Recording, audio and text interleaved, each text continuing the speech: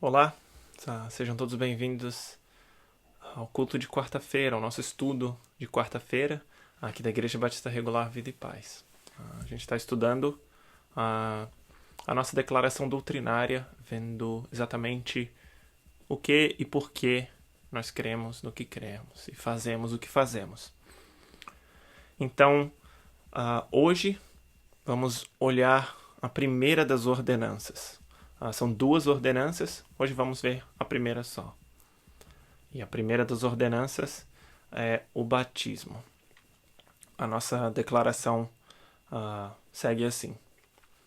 Cremos, de acordo com o ensino das Escrituras, que o batismo em água é a imersão uma só vez do crente, em nome do Pai, do Filho e do Espírito Santo, a fim de mostrar em símbolo solene e belo sua identificação com o Senhor crucificado, sepultado e ressurreto. Assim ilustrando a morte do crente para o pecado e a sua ressurreição para uma nova vida em Cristo, sendo este um pré-requisito para ser membro da igreja local. E aí vem as passagens usadas como base para isso.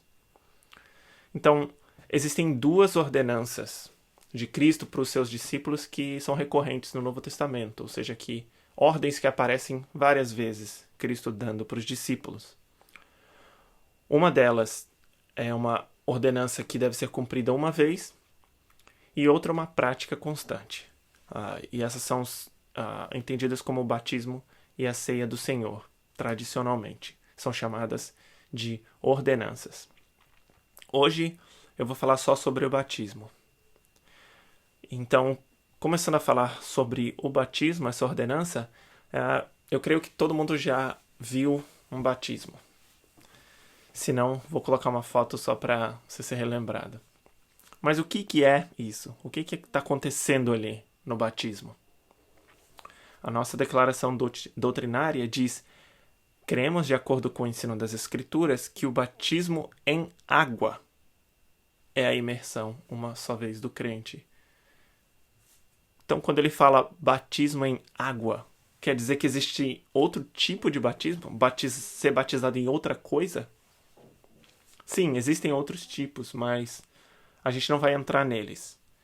Só que, para ser específico e não criar confusão, na nossa declaração a gente colocou batismo em água. Então, ele segue falando sobre o batismo em água. E ele diz que deve ser feito em nome do Pai, do Filho e do Espírito Santo. Essa dúvida surgiu para mim. Por que tem que ser em nome do Pai, do Filho e do Espírito Santo? Lá em Mateus 28:19 tem explicação. Jesus disse assim, uma das últimas coisas que ele disse para os seus discípulos: portanto, ide, fazei discípulos de todas as nações, batizando-os em nome do Pai, e do Filho, e do Espírito Santo. Então, por que deve ser o batismo em nome do Pai, do Filho e do Espírito Santo? Porque Cristo nos ensinou a fazer assim. Ele deu, junto com a ordem de fazer discípulos, ele deu a ordem de batizar. E ele disse como deve ser o batismo, né? Em nome do Pai, do Filho e do Espírito Santo. E que conclusão a gente já pode tirar só desse começo? Sobre o que é e como é o batismo. É que o batismo é só para quem crê. Ele não faz sentido para quem não é discípulo. Olha lá no versículo: fazei discípulos de todas as nações. Depois diz batizando-os. Batizando quem? Batizando os discípulos. Então, só para os que já são discípulos faz sentido que eles sejam batizados em nome do Pai, do Filho e do Espírito Santo. Então, quem não crê em Cristo, quem não é um discípulo de Cristo, não faz sentido ser batizado e não deve ser batizado. Porque a ordem é só para os discípulos. Então, esse é o primeiro ponto, né? Continuando, nossa declaração doutrinária diz assim: a fim de mostrar em símbolo solene e belo sua identificação com o Senhor crucificado, sepultado e ressurreto. Então, ele está dizendo que o batismo é um símbolo. O batismo não é somente um ritual que não representa nada, né? Ele é um símbolo. E como, por exemplo, um escudo de um time de futebol, bandeira de um país ou logotipo de uma empresa, todo símbolo leva uma carga de significado consigo. Ou seja, quando a gente fala de símbolos, a gente fala de algo simples, porém que tem uma profundidade, uma carga que ele traz consigo de significados, de histórias, de outras coisas que ele traz junto. Vou tentar explicar isso. Por exemplo, o escudo de um time de futebol. Ele em si mesmo traz a tradição do time, a história do time, as conquistas, as vitórias, o número de copas que ele ganhou, campeonatos. A bandeira de um país, ela nos refere ou nos lembra das origens do país, da história do país, do povo, das guerras, da cultura, de como foi que esse país surgiu. Está ali nas cores, nas formas, nos símbolos dentro da bandeira do país. E logotipos famosos, eles geralmente são coisas simples.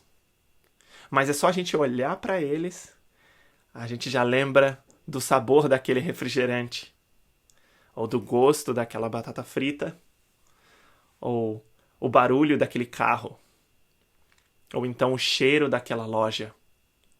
Só de ver o símbolo.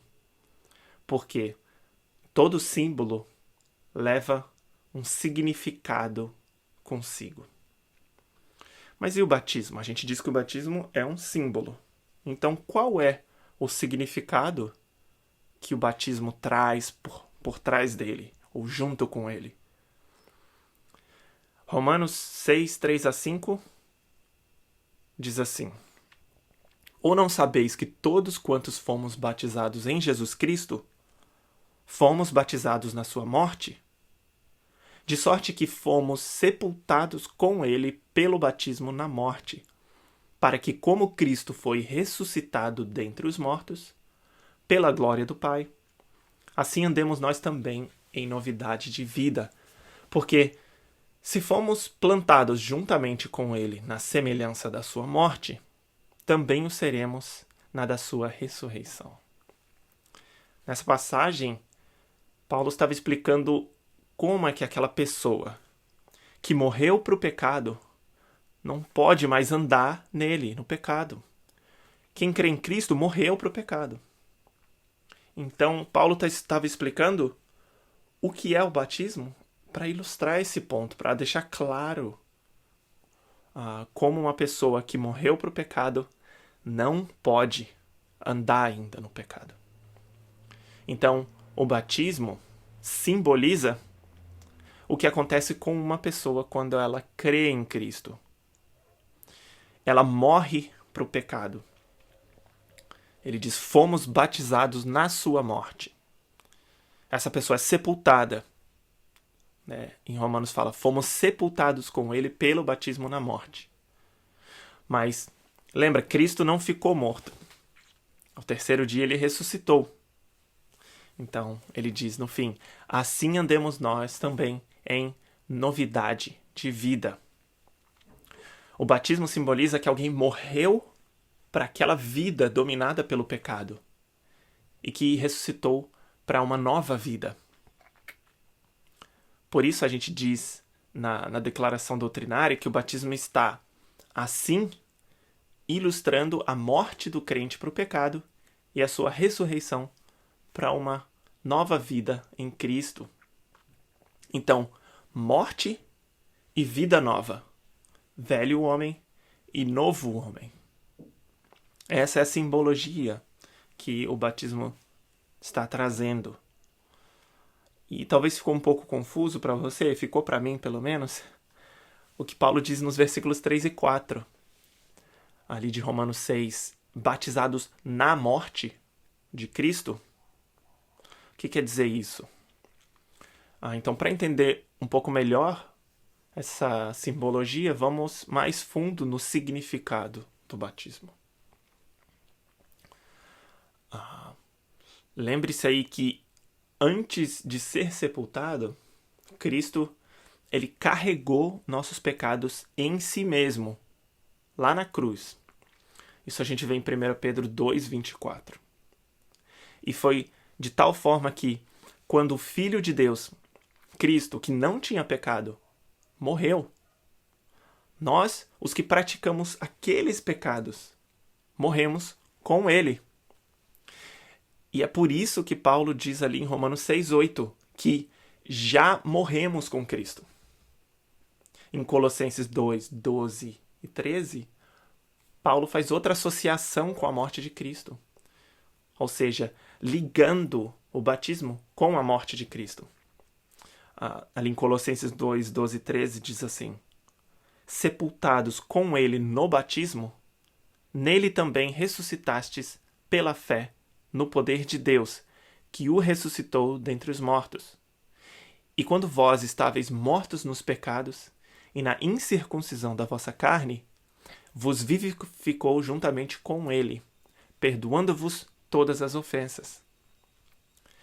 E conforme eu fui lendo esses versículos, parecia que ele diz que quando Cristo estava enterrado na tumba, ou posto ali naquele buraco na caverna, onde ele foi sepultado, parece que ele está dizendo que nós estávamos lá com ele, mortos. E que quando Deus ressuscitou a Cristo dentre os mortos, nós também fomos ressuscitados junto com Cristo. E dessa forma, a gente estava lá com Cristo, porque nossos pecados estavam lá na cruz com ele. E nossos pecados estavam literalmente na cruz com Cristo. Nossos pecados foram cravados na cruz, como Cristo foi cravado na cruz. Há 2000 anos atrás, os nossos pecados estavam lá na cruz. E pela fé em Cristo e na obra que ele fez, nós somos salvos pelo poder de Deus. Não somos nós que nos salvamos. É o poder de Deus que nos salva. E quem foi que ressuscitou Cristo dentre os mortos? Foi o poder de Deus. Então, quem nos salvou da morte? O poder de Deus. Então, dessa forma, nós estamos ligados com a morte de Cristo. E o batismo, então, é uma simbologia do que aconteceu lá na cruz, há 2000 anos atrás. E tem uma história que talvez vá ilustrar um pouquinho melhor esse simbolismo hoje em dia. Então, conta-se de um homem que, numa cidadezinha aí do interior,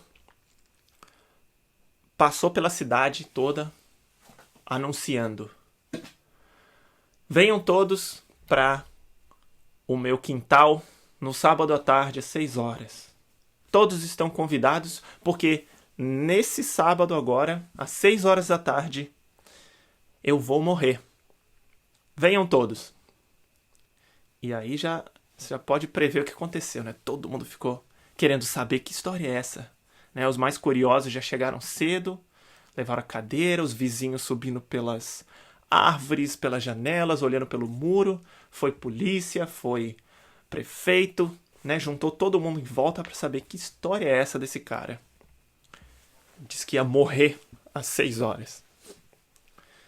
Mas às 6 horas, já estava todo mundo lá, ele estava dentro da casa dele, e bem no meio do quintal dele tinha um buraco no chão. Como se fosse uma cova, né, de cemitério. E uma cova cheia d'água. E naquele momento de expectativa, na hora certa, ele sai da casa, olha para todo mundo e fala: o homem que vocês conheciam, né? E ele diz o nome dele. Esse homem que vocês conheciam vai morrer agora. E vai nascer um outro homem. Ele vai ressuscitar. Um homem diferente. E ali, você já pode imaginar, né? Ele foi batizado. E o que ele estava querendo dizer para todos é que eu morri para aquela vida velha, né? Esse homem que vocês conheciam, que andava no pecado, ele vai morrer. E quando eu sair da água, vai ser um homem novo. Então, essa é a forma que o batismo nos liga com a morte de Cristo e a ressurreição de Cristo. E talvez você já esteja pensando ou já ouviu falar de outras formas de batismo praticadas por outras denominações. Existem outras formas, são chamadas de aspersão e efusão.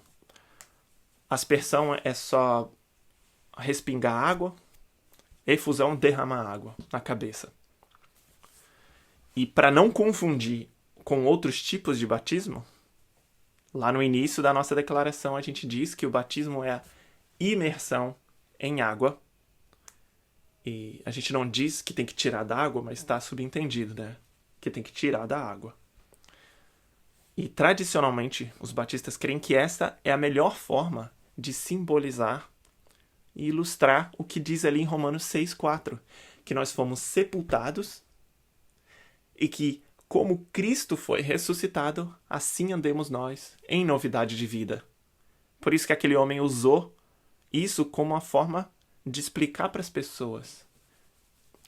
Vai entrar um homem ali naquela água e quem vai sair vai ser um novo homem, ou uma nova pessoa que vai viver em novidade de vida.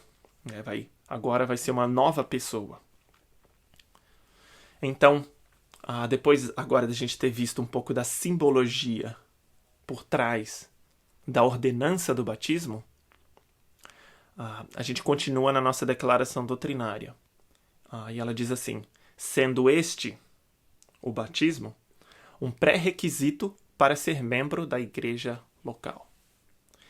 E o texto que é usado como base é o de Atos 2, 41 e 42. Ele diz assim: de sorte que foram batizados os que de bom grado receberam a sua palavra. E naquele dia agregaram-se quase 3.000 almas e perseveravam na doutrina dos apóstolos e na comunhão e no partir do pão e nas orações. Então, o que a gente vê aqui é que foram salvos, creram 3.000 almas, ali logo depois da pregação de Pedro em Pentecostes, em Jerusalém. 50 dias depois de Cristo ter ido para o céu, ser levado aos céus. Pedro deu aquela pregação e agregaram-se quase 3.000 almas.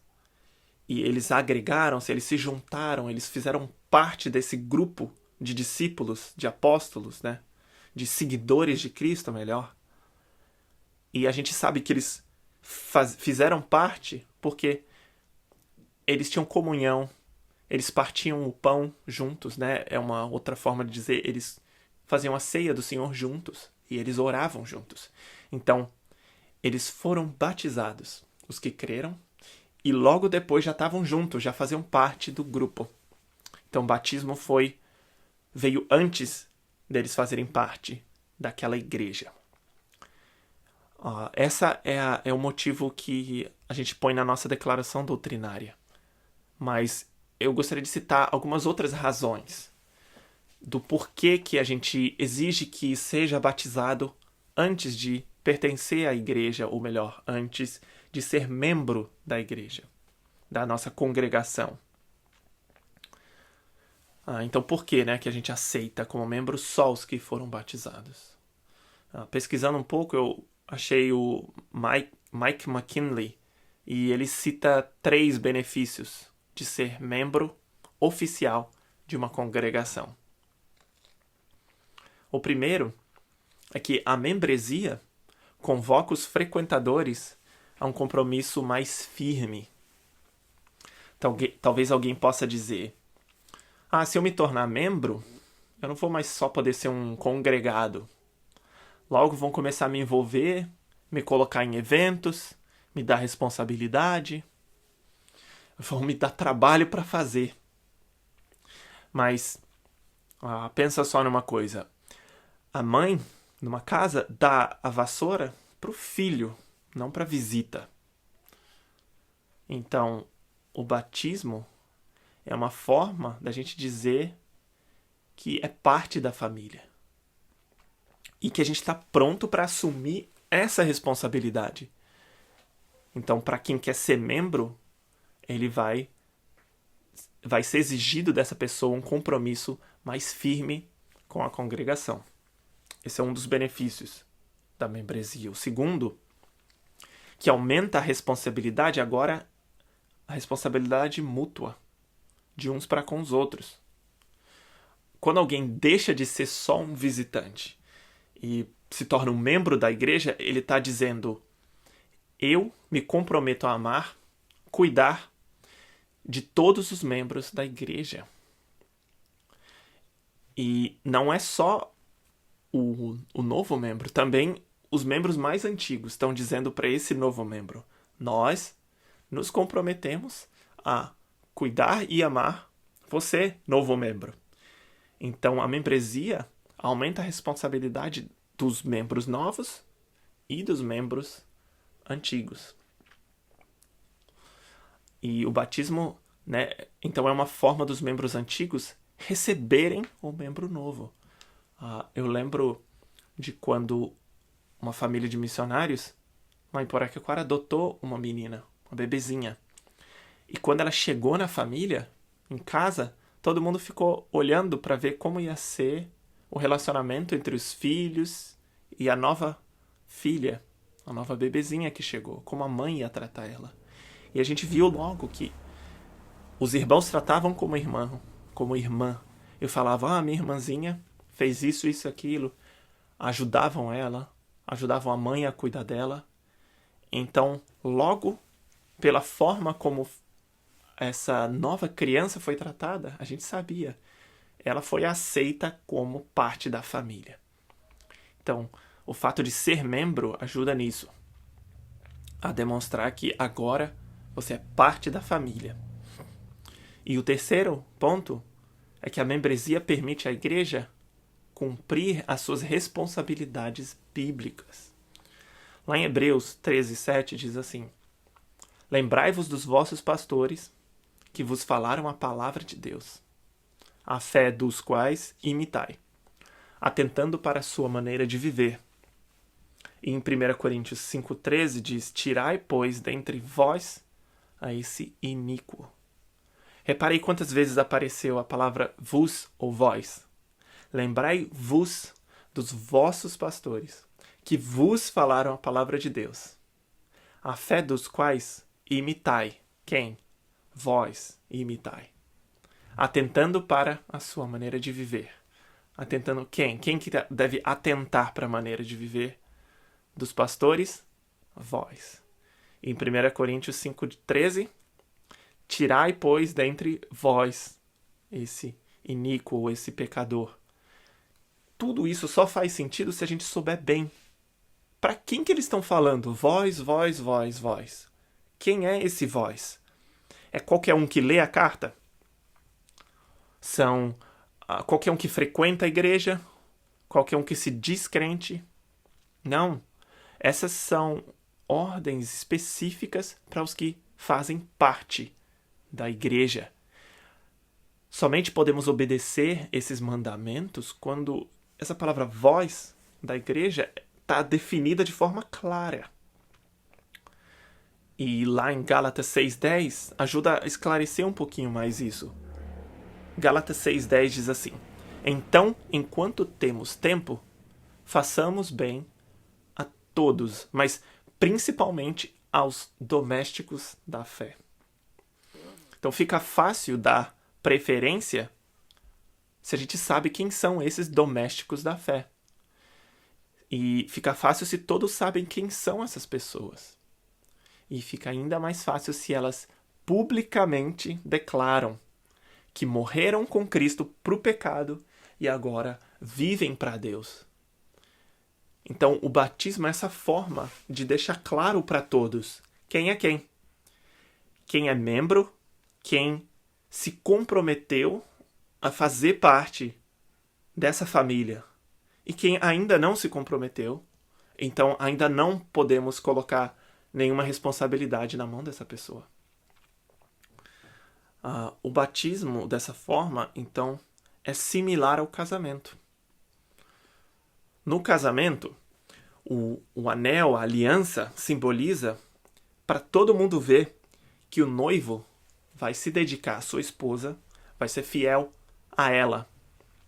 E a noiva está dizendo para todo mundo que vai ser fiel ao marido e vai se dedicar ao marido.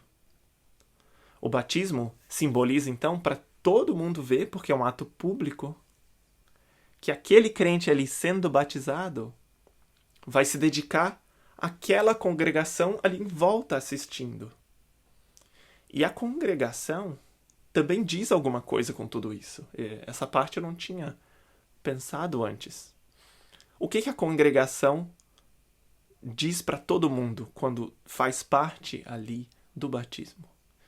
Ela está dizendo com as ações que ela aceita essa pessoa ali sendo batizada como irmão e como irmã. E que a congregação vai tratar essa pessoa como irmão. E que essa pessoa faz parte da família. Como fala em Gálatas, essa pessoa é um doméstico da fé. Esse aqui agora é de casa. Então a gente trata de forma diferente. A gente dá preferência a esse, que é justamente o que fala em Gálatas. Façamos bem a todos, mas principalmente aos domésticos da fé. E quem são os domésticos da fé? São aqueles que foram batizados, então eles fazem parte, eles são mais chegados a nós. E então, essas razões são as que eu encontrei para a gente justificar por que a gente exige que todos os membros da congregação tenham sido batizados. Porque a membresia convoca os frequentadores a um compromisso mais firme. A membresia aumenta a responsabilidade de uns para com os outros. E a membresia permite à igreja cumprir suas responsabilidades bíblicas. Então, para ser membro, a gente exige que a pessoa tenha declarado publicamente que morreu para o mundo e agora vive em novidade de vida. E, para finalizar, antes da aplicação, gostaria só de citar algo que a nossa declaração não fala sobre o batismo. Ela não diz, por exemplo, que o batismo não salva. E eu queria só relembrar a gente disso. O batismo é muito importante. Eu falei, de como está relacionado com a morte de Cristo, como é uma figura, é uma simbologia, uma ilustração do que aconteceu conosco quando fomos salvos e do que aconteceu com Cristo na cruz. Mas o batismo não é pré-requisito para a salvação. A salvação é só pela fé e só pela obra de Cristo na cruz. O batismo, ele não adiciona nada à nossa salvação. Ele não deixa a nossa salvação um pouquinho mais bonita para Deus receber. Ele não facilita a nossa entrada no céu. O batismo é uma ordenança para os discípulos, depois que já foi salvo. Então, eu queria só lembrar desse ponto. Então, para aplicar tudo isso que a gente viu, para dar um desafio para você e para mim também, vamos voltar lá para Romanos 6, 2, que diz: nós que estamos mortos para o pecado, como viveremos ainda nele? Então você que já morreu com Cristo, você ainda pode andar no pecado?